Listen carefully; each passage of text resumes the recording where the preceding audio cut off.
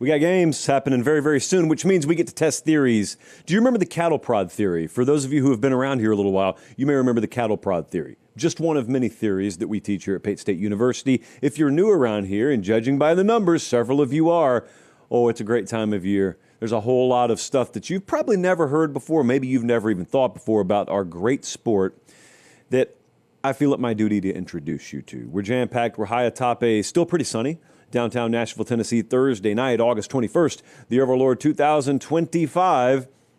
Well, I'll give the SEC credit. They did it. They went to 9 league games per year, at least next year they will, and they did it before the season starts. We always appreciate getting the non-football stuff out of the way before the football starts. So, to Greg Sankey, we bow. National championship picks on the show tonight. We've messed around long enough. As I told you last week, I can't have Iowa State play a game and then make my national championship pick, because then it wouldn't be fair if they go on to win the national championship. And I think we all understand there's at least a 50-50 shot any given year Iowa State wins it all. I got camp intel. Well, camp intel winding down. It's just about time to play games, but I've got that. Of course, we've got Iowa State, Kansas State as a prediction on the show tonight. You may or may not have heard today that there were some rumblings about your boy here signing with ESPN. That happened. That's true. What does that mean? For the show, what does it mean? Well, obviously not a whole heck of a lot, because I'm looking around and it still looks the same. But I will discuss later in the show what that means. We have got a jam-packed show, and I am told that in the way of big announcements, Jesse and Bradley, we'll probably have one before this show ends tonight. And for those of you watching live, especially those in need of new tees and new hats and whatnot, could come in handy. Elizabethtown, Kentucky tuned in. Jacksonville, Alabama. Reno, Nevada. Spring Hill, Tennessee. Hey, I want to tell you, as actually Will Compton texts me as we go on air, do we think that's classless? No, that's not classless. That's what friends do. I want to tell you, we got a ton of great feedback on the appearance I did with Will and Taylor over on Bussin' with the Boys last Monday. And that thing's still out. It's still evergreen as can be. Evergreen is an industry term for still relevant today as it was when it aired. I would encourage you to go listen to that. That's a much different format than we've done on our show. I went way more in depth on some stuff that, frankly, people have asked me for a long time to talk about, but there's just never really been room on this show to talk about it. We talked about it there. So that's on that episode. That's from last Monday. You'll also find on the Bussin' with the Boys channel that starting last Wednesday, we did our weekly episode of The Locker Room. That'll be on their channel every single Wednesday, and it's a lot of fun. A lot of fun. Different dynamic than you find on this channel. So it's a lot of fun. All right, let's dive in. I did not know that we would be leading with this, but here we go. The SEC, big news Thursday, right? You've heard of big noon Saturday. Well, big news Thursday emanated from the SEC. And if you're just getting off work, if you're, tucking the kids to bed, pretty early bedtime, even on the East Coast. But whatever, you do you. I don't want to tell you how to raise your kids. If you've been busy, though, the SEC kind of dropped a bombshell on us today. They're going to a 9-game conference schedule starting in 2026. Now, this is worth a paper pop, I would think. Going to have a lot of paper pops this season, but this is 2 paper pops. Here's the way it's going to work. Obviously, they're going to play one more conference game per team than they have been. They've been on 8 since like 1992. That's not a joke. They've really been on 8 since 1992. Ross Dellinger, friend of the program always, but now colleague of the program. You see on the screen here, he, among many, released it kind of at the same time because the league released it today. Anyway, here's what it means. Like if you're Georgia, you're going to have your 3 permanent rivals. For Georgia, that would be Florida, Tennessee, and Auburn, I would guess. That's pretty simple. Then they would have 6 rotational teams that they play each year. That 6 plus 3, stats and info tells me, equals 9. Still no divisions. They're not going back to divisions. So top 2 teams go to the SEC championship game. Same way it is now. They'll just be playing one more conference game per team per season. Now, the math works out like this. You will face every team in the conference at least once every 2 years. Tennessee will play Texas A&M at least once over a rolling 2-year period. Tennessee will go to College Station at least once over a rolling 4-year period, just like A&M will go to Neyland Stadium at least once every rolling 4-year period. This has been a disaster in the SEC scheduling model. Georgia still has not been to College Station, Texas to play a football game. The Aggies have been in the league since 2012. You have got kids who were born that year who are not far away from getting their learner's licenses that have still yet to see themselves drive, but they're there almost, and they have yet to see Kirby Smart go into Kyle Field, at least as a head coach. He went there as a coordinator with Alabama. So that's good. Also, the SEC said, oh, but wait, we're not done yet. And this was the most interesting part. They're still going to require their teams in the SEC to play one Power 4 out-of-conference game. Now, you know what, I'm going to save it. But that's a more shrewd move than you think it is. That's good for strength of schedule. It's good for quality of competition. Good for the old season ticket holder. But there's more to that than meets the eye. So this was coming, as we told you on this show many times, at least I thought it was coming the moment that strength of schedule metrics changed. The playoff selection process changed.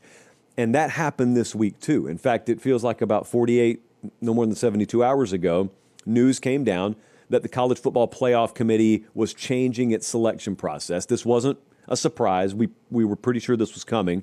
And to not bore you with the details, what they're going to do is they're changing the way they define strength of record, strength of schedule. In other words, if I'm 10-2 and you're 9-3, but you played a much tougher strength of schedule than me, you're going to get more benefit of the doubt. I'm going to get less benefit of the doubt. That's always the way it should have worked. I've been an ambassador of that. I've been a supporter of that. The SEC looked at it and said, everyone's calling for us to go to 9 conference games per year, but we already think we play in the best and deepest conference in America. We're not going to make a move to acquiesce you in the Big Ten or anyone else that's crying foul on us until we know that we're not hamstringing ourselves from a playoff selection process. Well, playoff selection process changed. Don't know the specifics yet. More on that in a second. But it changed, and so then the SEC changed. This was not, you do this, I do that, though. There was a lot more to it than that. But that was the trigger mechanism that I thought needed to get out of the way for the SEC to do this. So they've done it. Now, I listened to a lot of people call for this for a long time. And I've said before, and I'll maintain, none of you would have moved to 9 league games if you ran the SEC, if you were in their position. You would have had the exact same stance that they've had. So I don't really have much time to listen to criticism, whether you be a head coach in the Big Ten or you be a fan in the Pac. Well, rest in peace, old girl. Rest in peace, Pac-10, Pac-12. But you get my point there. A lot of you hate the SEC, and that's fine. That's your constitutional right. And so they breathe, and you got a problem with how deep the breath was. That's fine. Again, that's your right. You wouldn't have done anything different than they've been doing. But now they've made the move. So I was listening to Greg Sankey earlier today. I believe he was on the Paul Feinbaum show. And he said something, and I don't want to gloss over this. A lot of things are going to get lost in the weeds here. I don't want to gloss over this. This is an important statement he made. He said, we still need full clarity on the selection process. That's very important.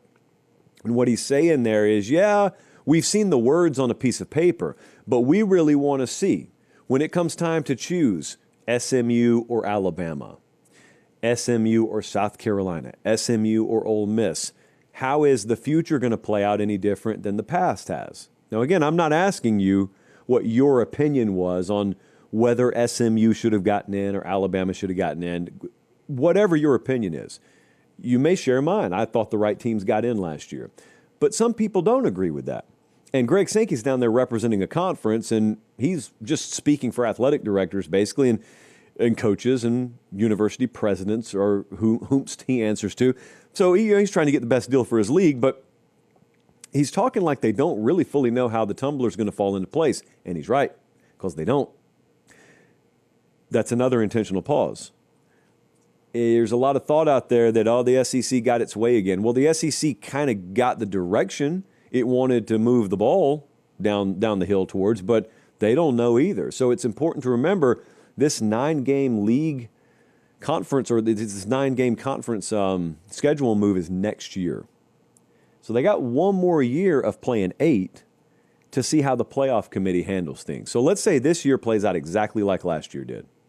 Every game goes the same way, somehow, some way, and you've got, yet again, 9-3 Alabama, 9-3 South Carolina, whoever it may be, versus maybe a 2-loss team from another conference, and the SEC feels like their team's profiles or profile surpasses that of the team with the better record in the win-loss category, they're saying, we want to see how that committee handles that.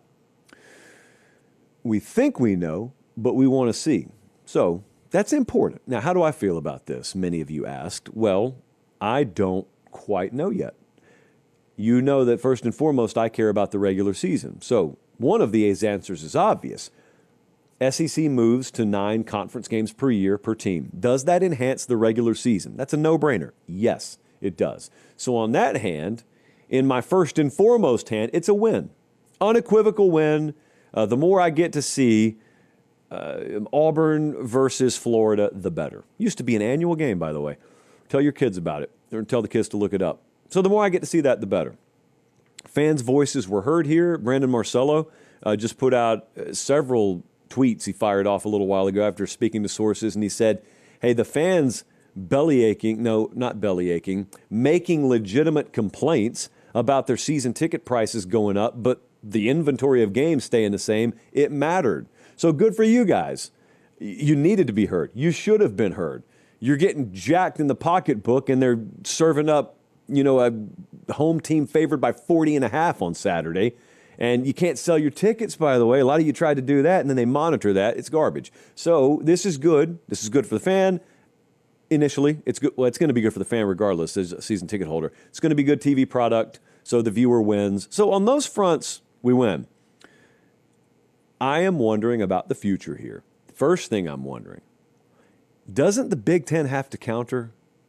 Doesn't the Big Ten have to look at this and say, man, we screamed at the SEC to go to 9 league games just like us. Not only did they go to 9 league games, they went to 9 league games and also told all their member institutions, and you better schedule one Power 4 out-of-conference team per year. Hey, we don't even do that. So we called them, and it's almost like they batted that tether ball so hard it came back in our face. So what happens if the Big Ten this year gets a team in an A-B comparative scenario with an SEC team, and the committee looks, and it goes the way of the SEC, or we get to 2026 and an SEC team, because they've loaded up their schedule at 9-3, gets in over a 10-2 Big Ten. Doesn't the Big Ten have to answer this proactively? They should. They should, for the same reasons you told the SEC to do it. If the Big Ten believes in good quality inventory, quality of competition, the betterment of the game overall, the Big Ten ought to mandate at least one Power 4 out-of-conference opponent per year as well.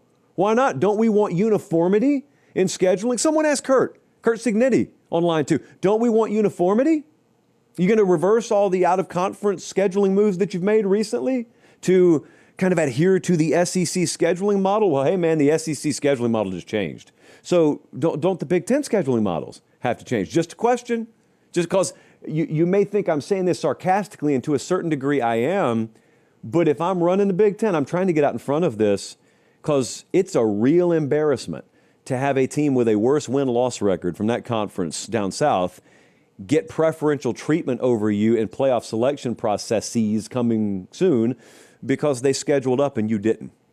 So that's the first thing. The second thing is, it feels imminent that the 2026 college football playoff agreement will happen now. I think an agreement will happen. I think they will change this thing moving forward. Now, remember where we've been, because there was kind of a bookmark in all this, because we had to get this out of the way first. So there's been a giant bookmark, sort of debates coming to a head, and nobody being the clear winner. So they just bookmarked it, so we'll come back to it later. The SEC has wanted to expand the playoff, but they want to do it with the 5+11 model, which means your conference champs get in and your G5 team gets in, and that's your 5 guaranteed spots.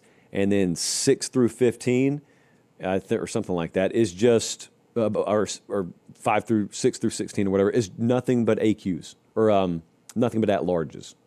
So that's just the next highest seeded teams. I'm on record as not liking that at all. A lot of you are on record as liking it. I am still firmly convinced the Big Ten has done a horrifically bad job of articulating the merits of their position. Their position is they want the AQ format. The AQ format is where a conference already has a certain allotment of teams, and then they play their season and then play like a play-in Saturday tournament, little mini tournament, very mini tournament, to fill their seats, but their seats are already set at the table. A lot of you think that's poison. I used to as well. It's not. It's clearly the better option if you want to crystallize value in the regular season. So here's why I told you I'm a little on pause for this, deciding whether it's good or not. If this just leads to more meaningful regular season games, if this leads to a more robust SEC league schedule, better TV inventory, better value for season ticket holders, and that's it, I'm good with it. I love it. But if this was the SEC's give in exchange for their take being the Big Ten caving on the 5+11 playoff format, I hate it. Because the 5+11 playoff format the SEC wants sucks. It zaps value from regular season games. And someone who's a detractor, someone who disagrees with me on that's going to say, nuh-uh, it actually assigns more value to regular season games. How's that? Well, because there are more playoff spots. That means there are more teams playing for more playoff spots. Yeah, there sure are. I guess by that theory, by that logic, though, no matter how big the playoff is, we can go to 64 teams. There's no limit to how much meaning you could add to the regular season by expanding the playoff, right? Some people actually believe that. I, of course, don't, but some do. Just like I don't believe you could endlessly print money and keep the value of the money. Not to teach an economics course here. But I always use this example. I'll use it again. I'll switch the team because for some reason I always mention Tennessee. So let's say that Texas goes into the first week of November and they're 8-1. Let's say the SEC gets their way and it's the 5+11 playoff model. All right, Texas is 8-1 going into the first week of November. Texas knows they can lose 2 of their final 3 games and they're in the playoff. At that point, Texas knows we can lose 2 of our final 3. Now, we may hurt our seeding a little bit. We're not going to go to the conference championship game if that still exists, but we're in. So in this precious 5+11 model where we allegedly are assigning more value to more games, making the regular season more meaningful, you're actually taking the teams capable of winning the whole thing and telling them, hey, as long as you guys get to November with 1 loss or fewer, you'll skate. You're good. Still try and win. It'd be nice to win, but you just make sure you don't get hurt. And you guys will be good. You'll be in the playoff. That sucks. In the AQ model, yeah, the SEC knows they're going to get 4 in. The Big Ten knows they're going to get 4 in. They got no clue which 4. Up to this point, okay, here's how big a mystery it remains. Take that same Texas team, 8-1, entering November. They know nothing. The only way they're guaranteed to make the playoff is if they finish 1 or 2 in the league. And you don't know how those league standings are going to shake out until the very end. Texas could exit the regular season.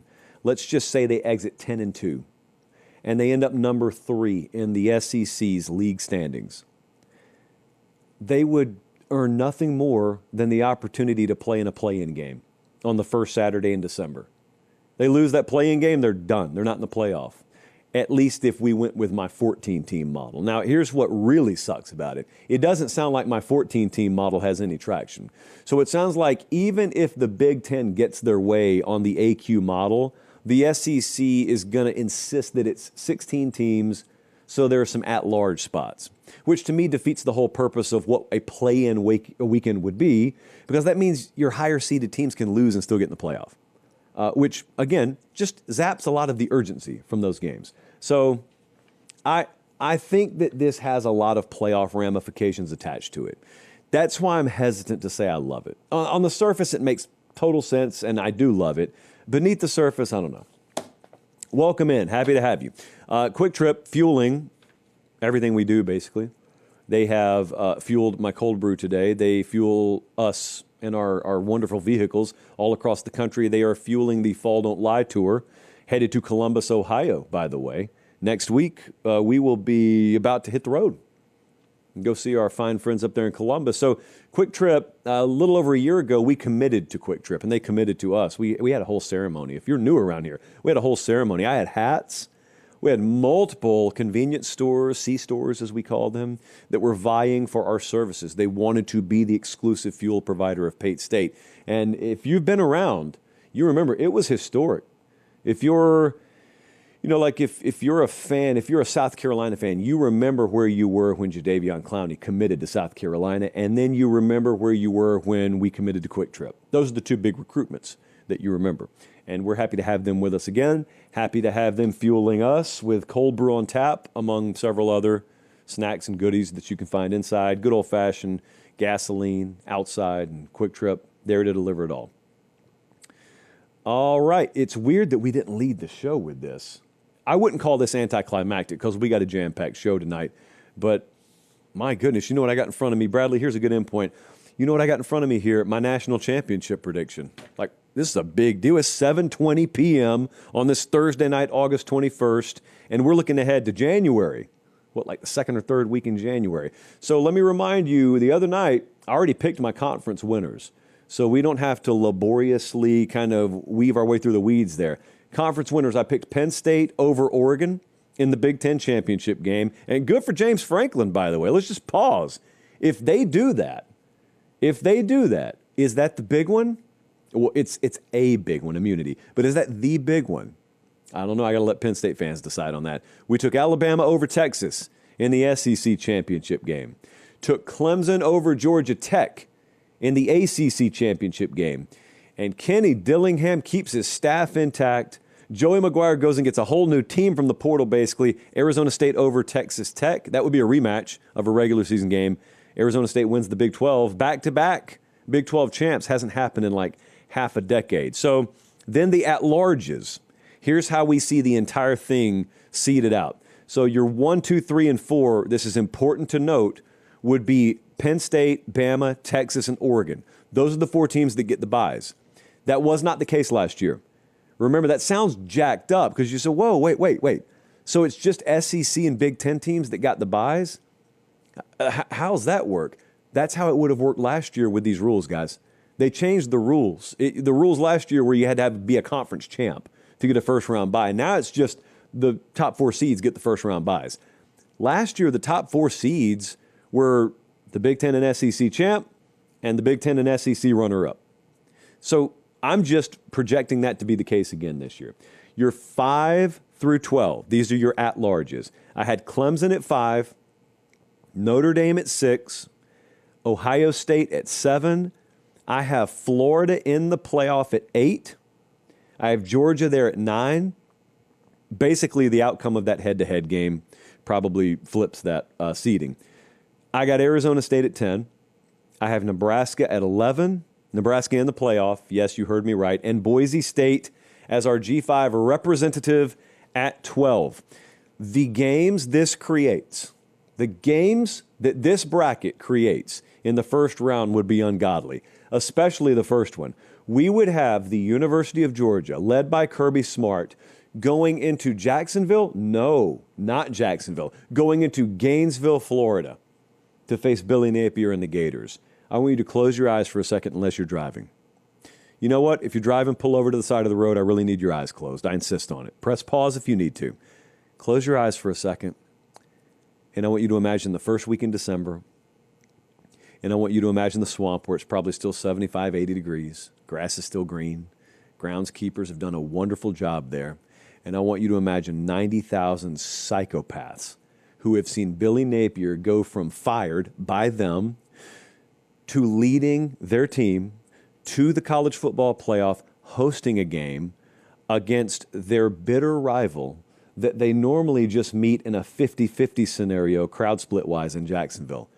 And here comes Georgia in those white jerseys, silver breeches, by the way, out of the tunnel at the swamp. You haven't seen it. You haven't seen it. If you're 24 years old, you've never seen that. Now, how does that go? How does that go? What kind of police escort does Georgia even need to get in there? How does that go? I got Georgia going in there and winning. Georgia's been there. Not to the swamp, per se, but Georgia's been there. They've been to the spot. They've been to the playoffs. That's a lot of newness for Florida. So I'm going to take Georgia going into the swamp and winning in the first round. I am going to take Clemson over Boise State, even though the Boise logo is on the bottom because that's how the bracket looks. That's a home game for Clemson. Clemson's not losing to Boise. They're not. If they do, you are talking about just a cataclysmic failure of opportunity not being grabbed by Dabo Swinney and his team, and they will not fail me. So they will win that game. We have got, Arizona State going to Ohio State. And, I mean, I don't know how you don't pick Ohio State. If Ohio State was good enough to make the playoff there, they're hosting a playoff game. It's cold weather. It's Arizona State going into cold weather. I'll take Ohio State to beat Arizona State. And I will take Nebraska going into South Bend, Notre Dame. Again, if Notre Dame's good enough to be in there, they've been there before. Like, they've got understanding of how this works. A lot of those guys, staff, players that were there last year, they're probably just the better team there. I don't overthink the room on this. I want you to pause for just a second. If you're listening on podcast, you haven't even started to drive again because you're still on the side of the road. Open your eyes. No. Close them again. Yeah, close them again.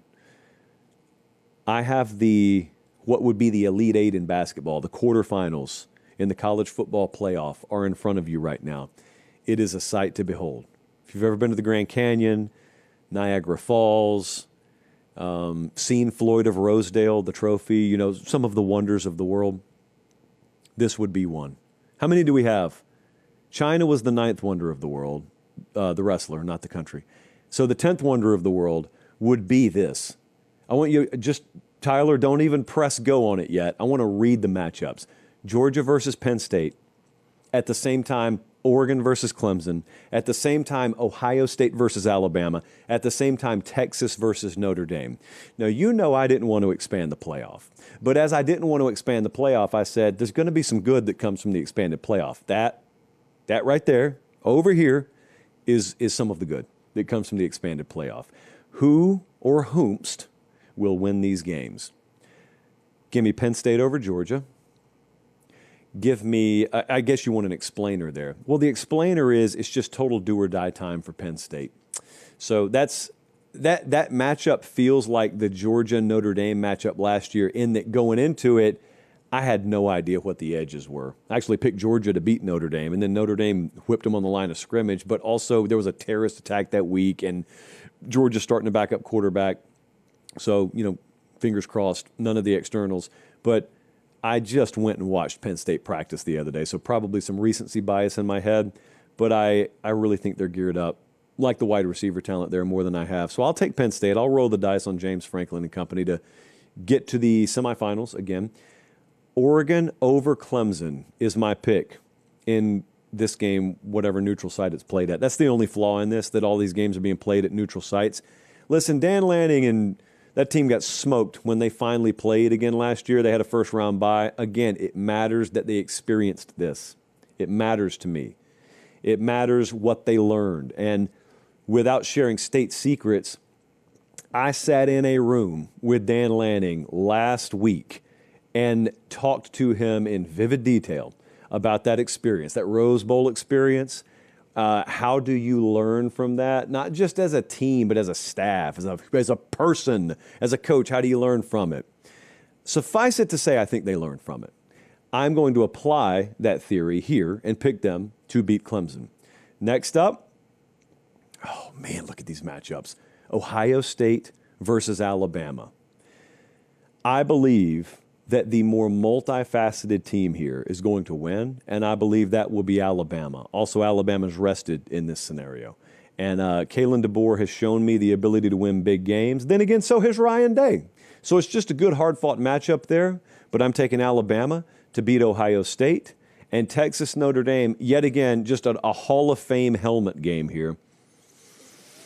Very tough for me. This was the toughest one to pick. I'd say Georgia Penn State was really close in my mind, too. But I will take the Texas Longhorns to also advance to the semifinals there.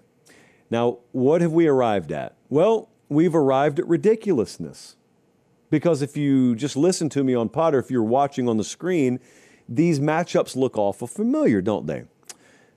They should, because they will have just happened 1 month ago. Because it is a rematch of the Big Ten championship game, and it is a rematch of the SEC championship game. Now, this is eventually going to happen. Might as well be this year. And by this, I mean you're going to have some matchup that happened in the regular season, and then it happens again in the conference title game, and then it happens again in the playoff. All right? So, in the interest of chaos, what have we seen? I think Penn State's going to beat Oregon in the regular season game. I also picked Penn State to beat Oregon in the Big Ten championship game. Are you going to beat the same team 3 times in a year? My answer is no. My answer is no. Again, I like Dan Lanning having been there. I like their talent having gotten to this spot, and I believe that they can get the job done. And Oregon beats Penn State, and Penn State's sitting there saying, hold on, we took 2 out of 3.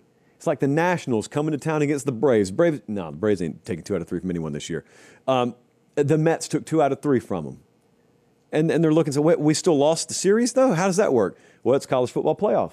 That's how. This would be the death blow to conference championship games, by the way. Because can you imagine James Franklin and how red he is coming off the field, knowing full well we just had to play a team a third time. We've already beaten them twice. And because we happened to, we didn't complete the sweep, we're going home and they're going to the national championship game.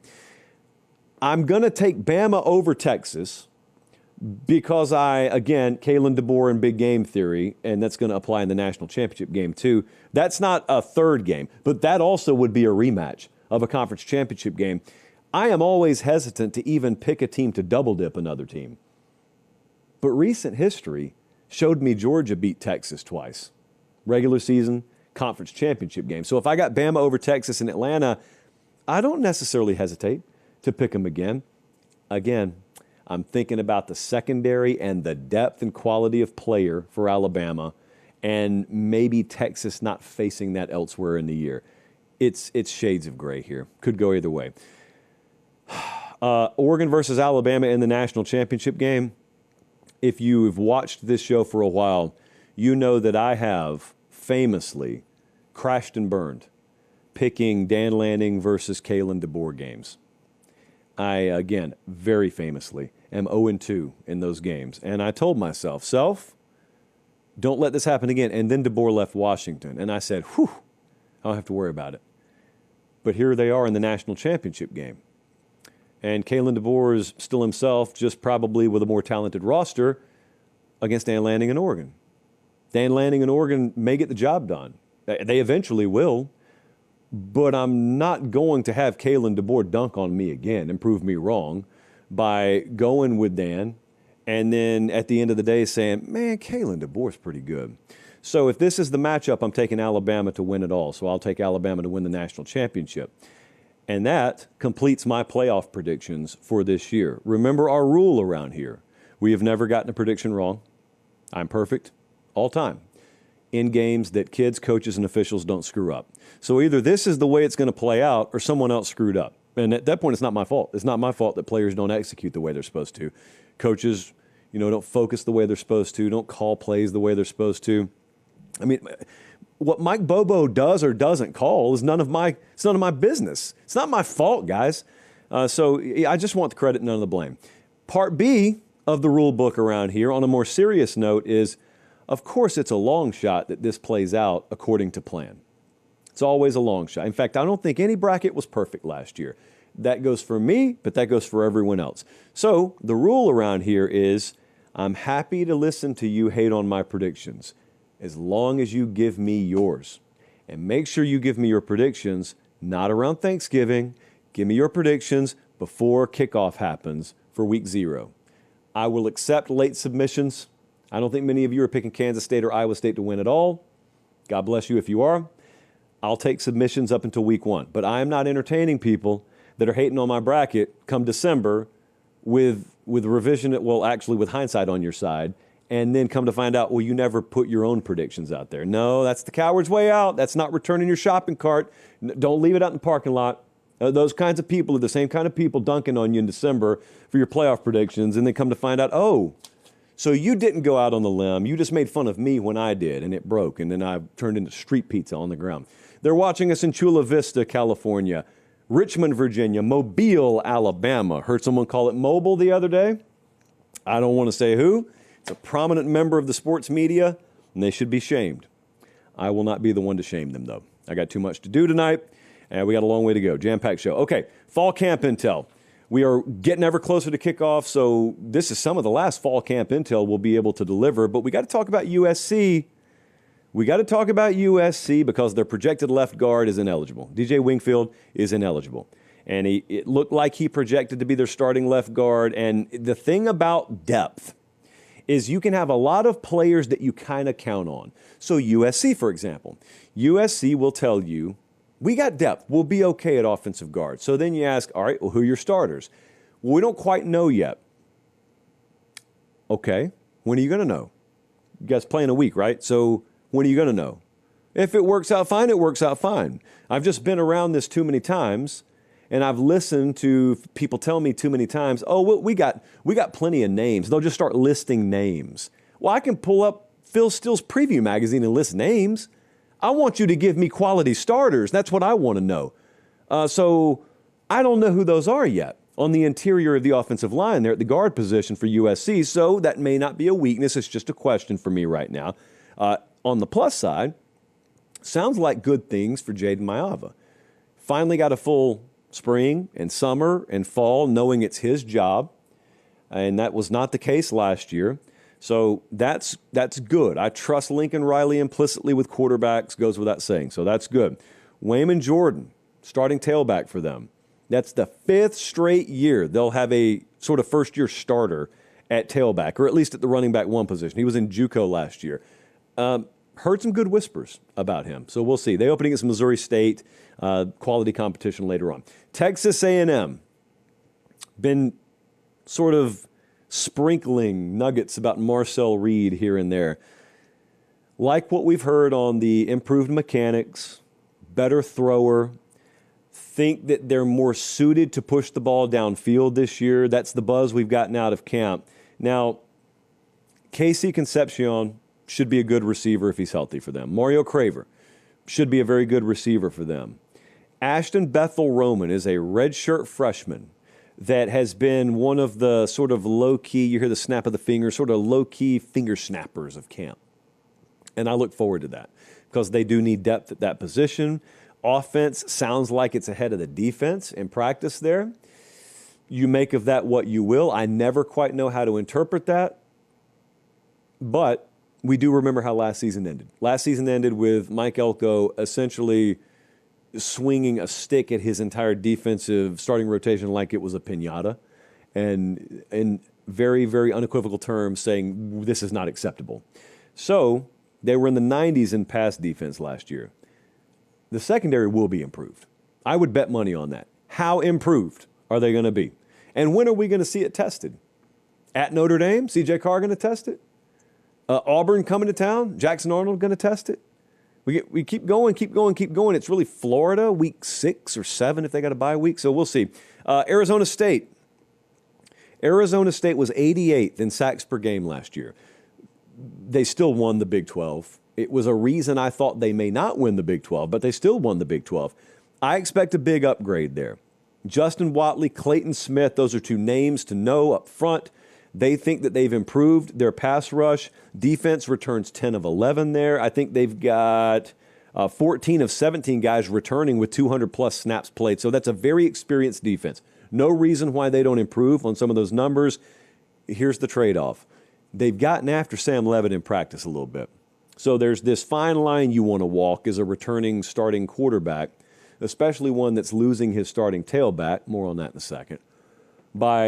I want to be aggressive, but I also want to be smart. So there's calculated aggression. I don't know that Kenny's been using that exact phrase, calculated aggression. And it sounds like they're still trying to dial that in a little bit. Now, Kenny Dillingham also said, hey, man, someone's got to go 3-9. Why not us? And he was not joking. It was when they had a terrible practice early in camp. They're not going to go 3-9. Actually, after Florida State last year, I will never guarantee anything like that. There is no floor for anyone. The floor is 0-12 for everyone, apparently. But I don't think they're going to go 3-9. But I do think that it may not just come out of the gate seamlessly, as you would expect, simply because there's a returning quarterback. Now, there's a whole lot being made of Cam Scatterbo not being there anymore. I don't think this is a bold statement, but I think people who don't follow Arizona State will think it's a bold statement. They're going to be fine at tailback. I don't have big concern about them at tailback. I think the personnel's good. They don't have a Cam Scatterbo, but they got multiple guys they can rely on. I have some concerns for them. Tailback's not one of them. I think they're okay there. Missouri. Sounds like the quarterback battle is going to extend into week 1. It is, because Eli Drinkwitz told us so.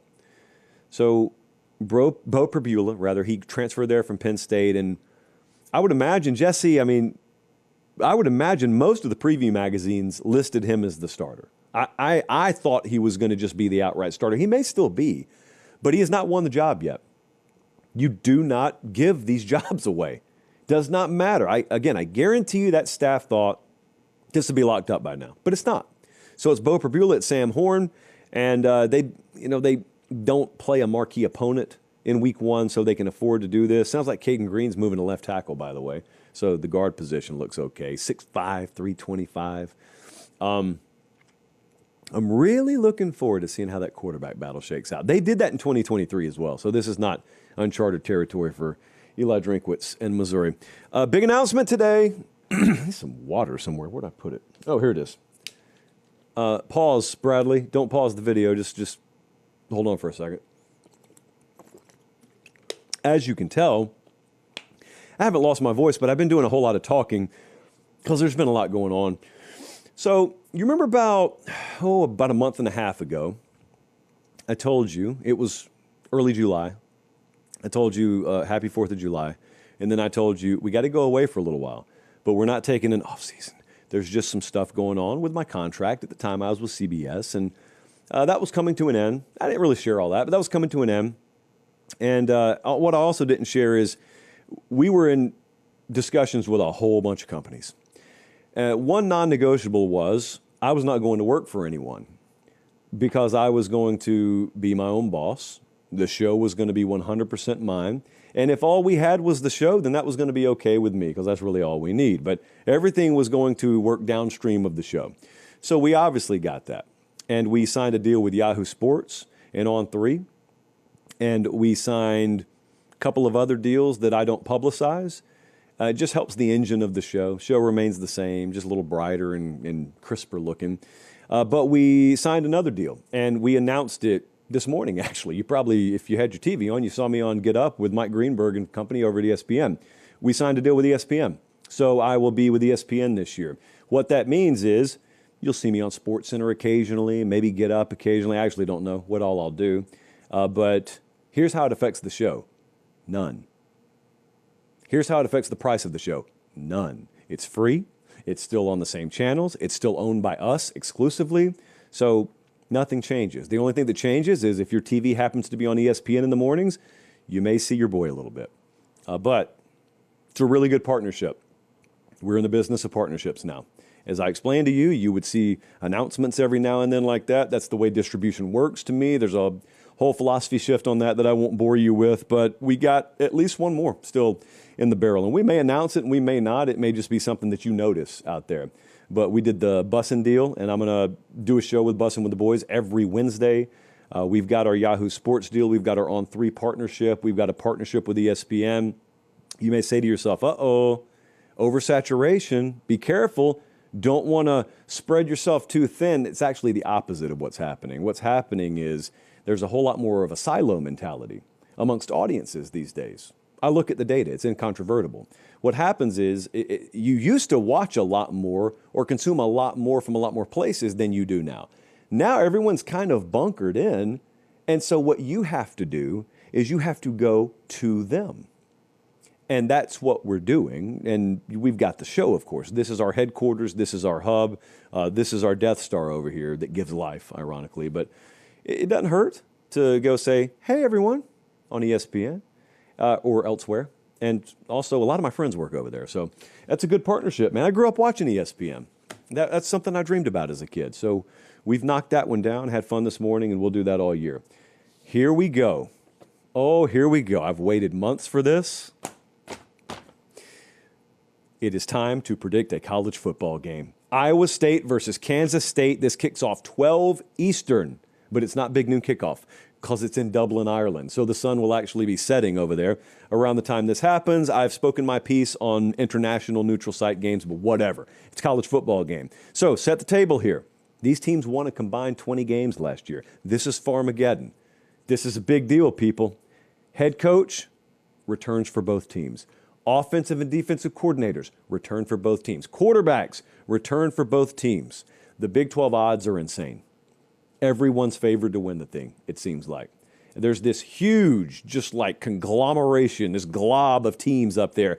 Kansas State, Arizona State, Utah, Baylor, Texas Tech, TCU, Iowa State, Kansas. They're all in this lead pack.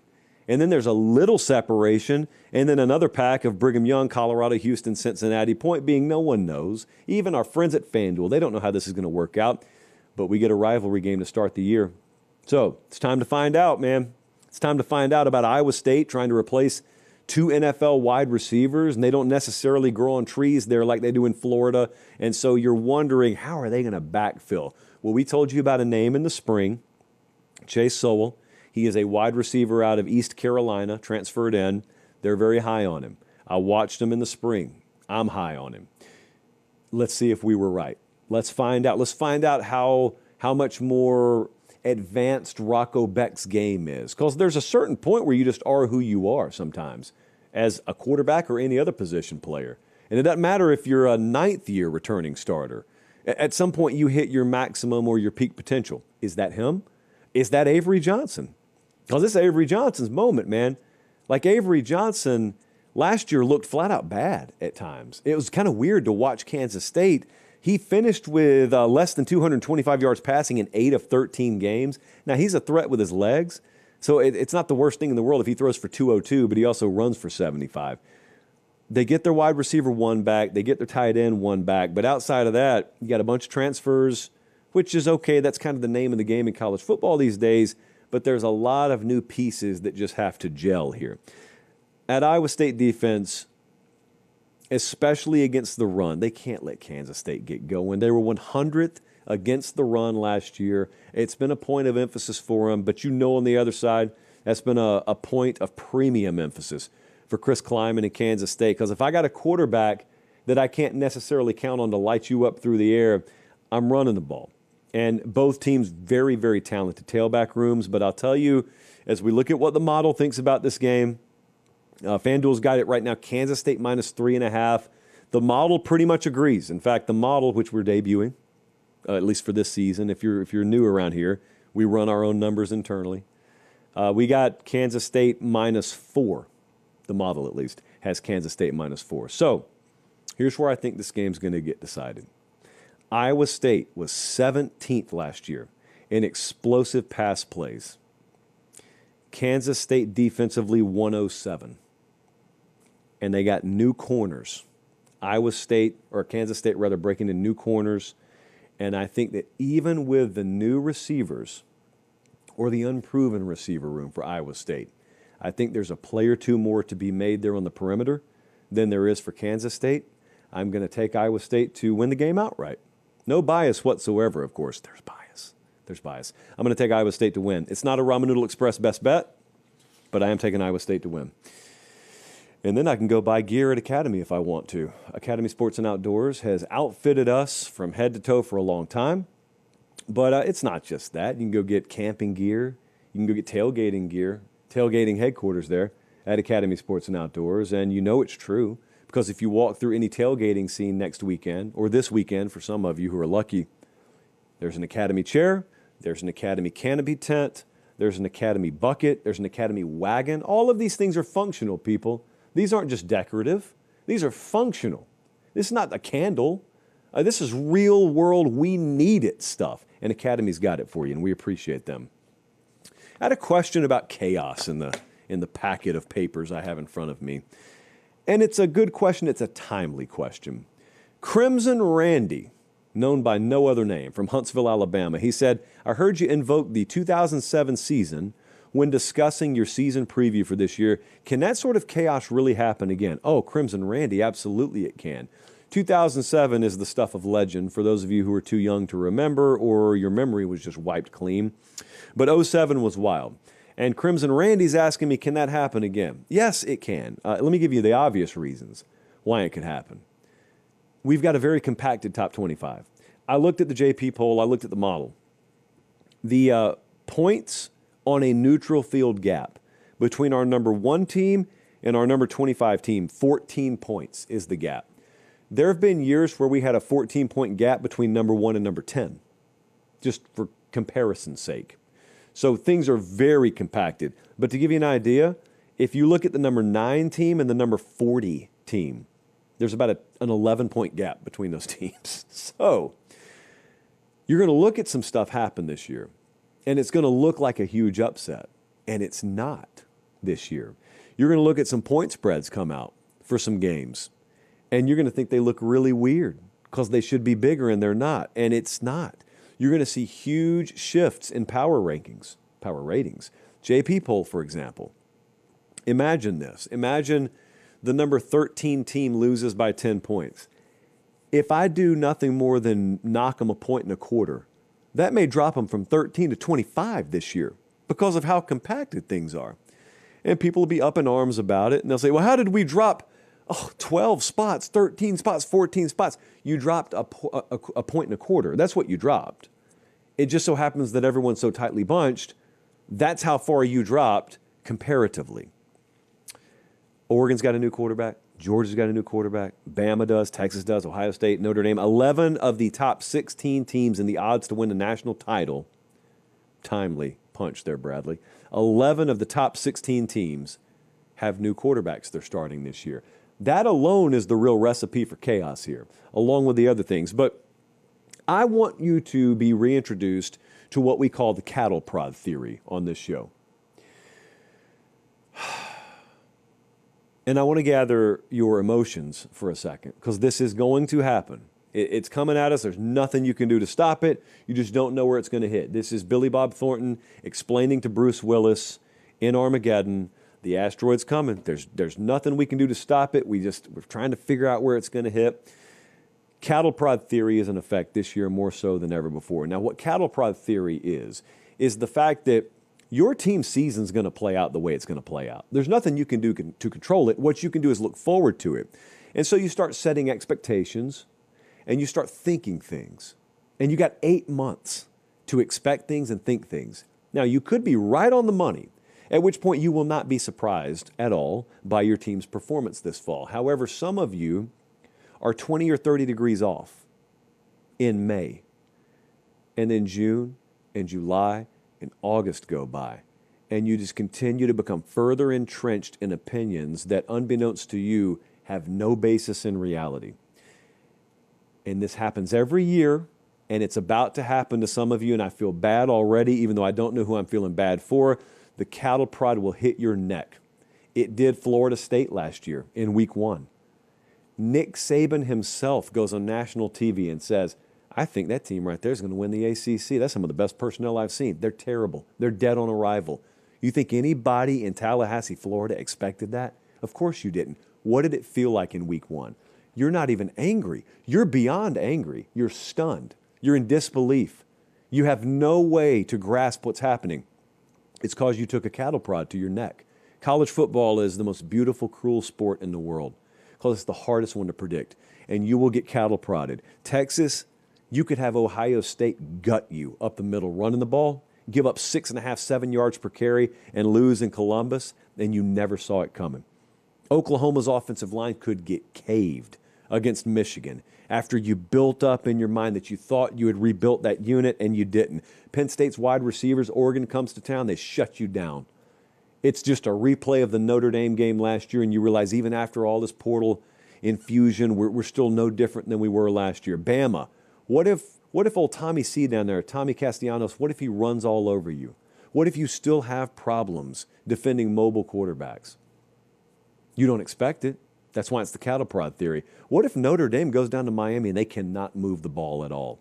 And you announce your starting quarterback, but then you got to go back on it, and then it's Kenny Minchey taking the field in the third quarter, and you put 9 points on the board against Miami. What if Miami's secondary melts down and Notre Dame just moves up and down the field on you? What if South Carolina gets gashed on the ground by Virginia Tech in week 1? What if Clemson cannot stop LSU?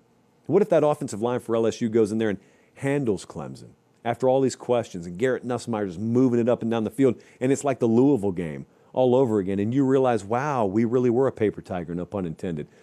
That's not predictions. because maybe all of that happens, maybe none of that happens, but you know some of it's going to happen because it's cattle prod theory. In any given year, it happens. In this year, to answer Crimson Randy's question, I guarantee you it's going to happen. Whomst is it going to happen to? I apologize in advance. Now, that shouldn't stop you from going to the games. That shouldn't stop you because SeatGeek is there. SeatGeek is there. We are proud to partner with them. And I don't just partner with people, I get you free stuff. And in this case, I'm just getting you discounted stuff. So you've probably waited, you want to see how the secondary market works out. Well, by now, you kind of know where you're going week one. And so you may be going to Texas, Ohio State. You may be going to LSU, Clemson. I don't know where you're going, but I do know that you need tickets to get there. And I do know if you go to SeatGeek, you can use code PATESTATE. That's actually not Pate State 10. Don't type that in. That gets you nothing. That gets you a red X. Use PATE10, PATE10. I'm getting you 10% off your purchase. You're going anyway. You're going to buy these tickets anyway. You might as well get 10% off your purchase. Don't tell them we sent you because using the promo code is telling them we sent you. So there you go. Good luck in week one. This is a very negative question that I have in my hand right now. I don't like negativity, not a huge fan of it, but I've been accused of not being negative enough, which somehow is a real allegation around here. Patrick from Lincoln, Nebraska, home of the Cornhuskers, who will make the playoff this year, by the way. Congrats in advance, Patrick. So he said, are there any teams that you're cooling on as the season is nearly here? Yes, I got 4 of them. I want to preface, I actually think all 4 teams are good. I just happen to be a little lower on them than the market is. Did we all understand that? So I'm going to throw LSU at you. I already know what the boards are going to do with this. I am a little bit lower on LSU coming out of the gate than most of the public is. The LSU Tigers are the 7th in the odds board to win it all. I'm not way further down than that on them. I may be 10th or 11th or something like that. My thinking with LSU is I'm unsure enough about the offensive line rotation and offensive balance because of that. And the defensive transfers gelling out of the gate, combined with a front-loaded schedule, that I'm a little bit cooler. Now, about halftime of the Clemson game, if they've controlled the line of scrimmage and if they've run the ball effectively and Nuss hadn't turned the ball over and they're holding their own against Clemson, I'm good. I'm good. I'm right all in on LSU because that will have answered my questions. I don't actually have to wait much longer than that. I just have no way of knowing if that's going to happen. Now, LSU fans, you don't have a way of knowing that either, but you're hoping it into existence, and I try not to do that. Hope, anyone who's seen Shawshank understands, is a very dangerous thing. They will tell you it's the best of things unless it leads you astray, in which case you get the cattle prod to the neck. Indiana, I think I'm lower on Indiana. I had producer Jesse go look at the AP poll because I try and stay away from such things. And it is telling us that Indiana is the 20th ranked team to start the year. I'm a little bit lower on Indiana than that. They are expected to be a fringe contender, according to that number. I don't expect them to be that. Now, here's the irony. I think they upgraded at quarterback. I think Mendoza's a little bit better player than Rourke. So when you hear me say this, don't be dropping Fernando Mendoza's name on me. I know. I'm higher on him. I just think they're more on the radar this year. And they were number 1 against the run last year. And I don't think they will be again. Not falling off a cliff, but to replicate that kind of production is tough, especially when everyone's gunning for you. And thirdly, look at the schedule. That's not last year's schedule. At Iowa, at Oregon, at Penn State. They just got a tougher road. They also got Illinois at home. So they just got a tougher road. Now, it's not insurmountable. That's still, relatively speaking, a workable schedule. But we're talking about them being a playoff team last year. We're talking about people expecting them to be a fringe contender again this year. I don't expect that. So I guess that means I'm down on Indiana a little bit. I'm down on Tennessee a little bit relative to the pack. But maybe not. Maybe people have cooled on Tennessee to where we're about the same. Sometimes I'll be lower on a team in spring, and then the public radically sells on them, and I'm like, okay, maybe I'll buy some of that stock. I never quite got there with Tennessee. So I just think there's too much newness. I think there's too much unexpected newness. You can slice it any way you want to. You got a quarterback about to start for you that you didn't even know the name of midway through spring ball. If you're a Tennessee fan, you didn't know Joey Aguilar. You weren't paying attention to him, and now he's your starting quarterback. So in storybook land, that goes great. This is the real world. This is the Southeastern Conference. There's too much new there. And that coupled with what was always going to be a big question mark on the offensive line, you got a quarterback that comes in and is known for turning the ball over. I trust Josh Heupel's system. Like, guys don't normally turn the ball over in his system. Still a question mark for me. The shaking out of the depth in the wide receiver room is a question for me. Now, that could all change if they upset Georgia.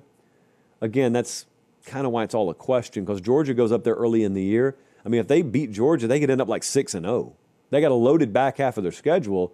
But at that point, like, they're not going to lose all those games in the back half. So still a really talented team.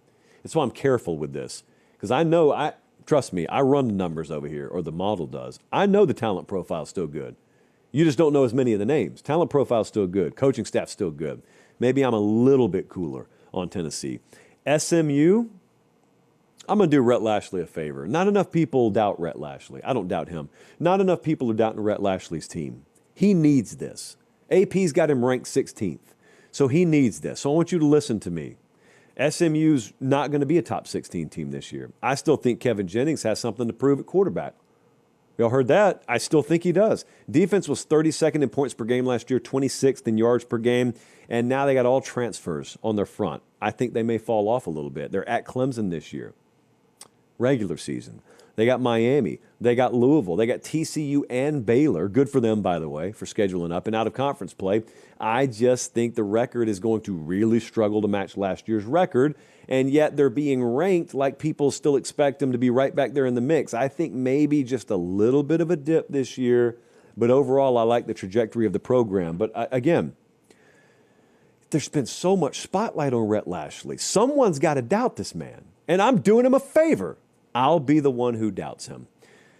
If you disagree with me, though, FanDuel is where you can go. I'm pretty sure they've got odds for everyone over there right now. In fact, I know they do. So they got SMU odds to make the playoff. You can go basically fade me. We sucked in week 1 last year. So maybe you do want to fade me in week 1. Don't do that. Don't do that to yourself.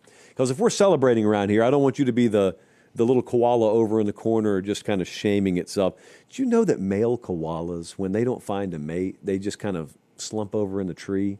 Saw it in an Instagram video, which means that's got to be true.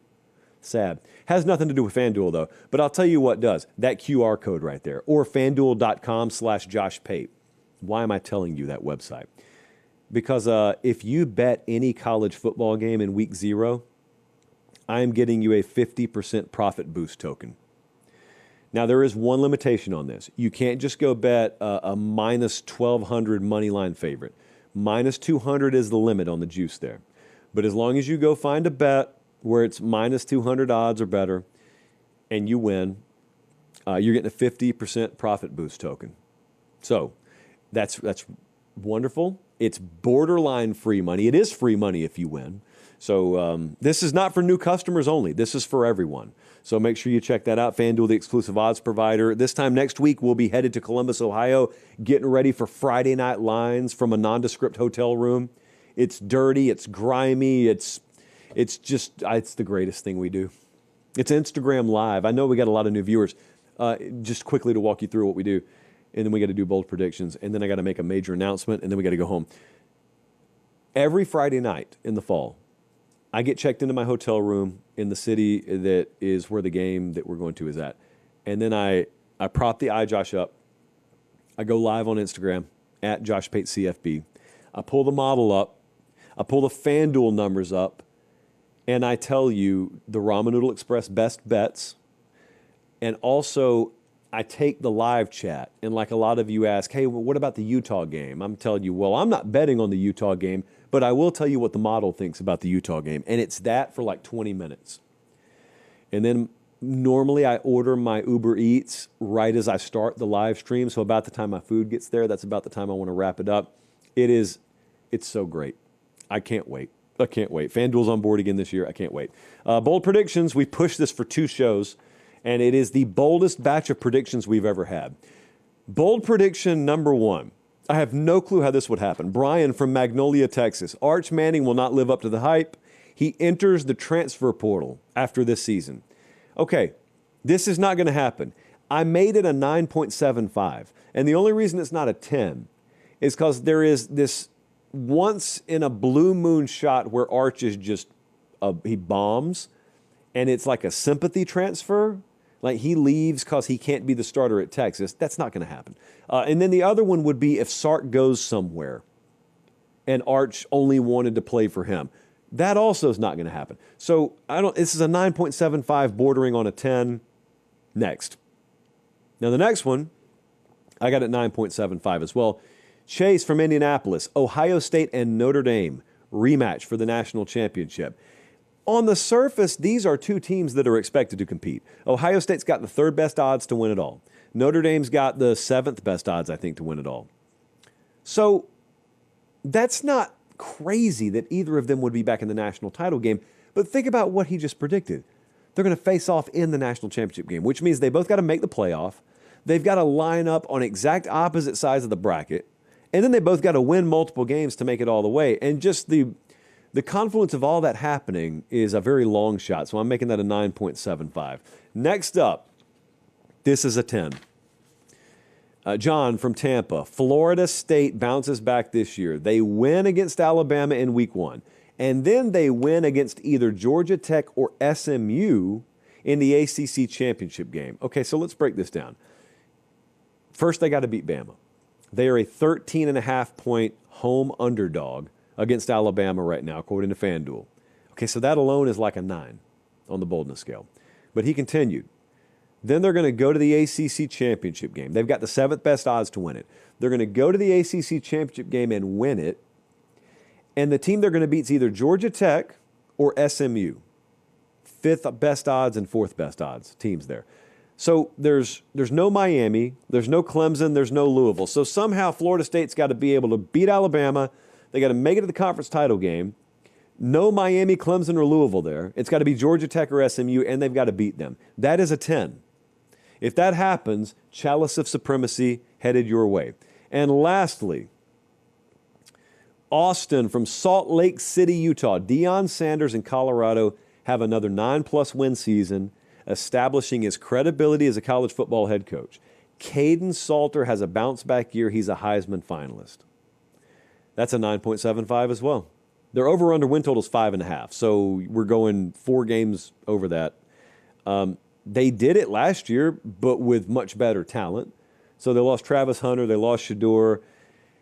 Even if they do win 9 games, you also got to have Caden Salter as a Heisman finalist, and although he's probably going to start for them to start the year, we don't know if he's even going to start the whole year. Plus, he's been an injury-prone player. So they could win 9, and it would be great, and this prediction still falls flat because he doesn't make it to New York City. So that's a 9.75 for me.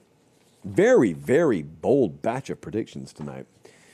I'm very excited because the show's almost over. There's one more thing we have to do. Been a lot of announcements around here. And one of the announcements I've kind of hinted at, but in the interest of not self-aggrandizing too much, because we all know that we would never do that around here, I've kept this one sort of close to the vest. But any of you who have been trying to buy T-shirts from the Pate State store lately have realized there's no Pate State store. That's true. We took it down, and then we tore it down to the studs, and we built it back from scratch, and we've had some of the best in the business working on it. And I can proudly announce that as of 8 minutes ago, we're good to go. It's back open. PateStateMaterial.com is up and running. We got brand new merch out. There's a Ramen Noodle Express shirt that is unbelievable. We've got Pate State Strength and Conditioning shirts. We've got one of the most requested shirts, which was just the cursive Freights script across the front. I've got Chuggy merch. I got all sorts of things, and we will continue filling the store out, but we got plenty enough to roll out now. There's a nice little QR code there on the screen, but you can just do it the old-fashioned way. PateStateMaterial.com. Appreciate you guys so much. We have a lot of fun with the store, and I promise you we're going to have a whole lot of fun with the store this year. Fall Don't Lie shirts also coming very soon. Looking forward to that. All right, I got to get out of here. We'll be back Sunday night, same time, 8 Eastern, 7 Central. Do me a favor. You got a lot of buddies out there who complain, oh, there's no good college football shows. Oh, this network's college football sucks. That network's college football sucks. We're right here. It's free. All we ask you to do is subscribe to the YouTube channel and subscribe to the podcast, and that's it, and that's all. We don't try and shove anything else down your throat, no politics, no nothing. It's just college football all year long, and you've made it possible, and we appreciate it, and there's plenty more to come because the season is finally here. Enjoy week 0. I'll see you back here Sunday night. Until then, for Director Bradley, Producer Jesse, take care. PateStateMaterial.com for the merch, and God bless.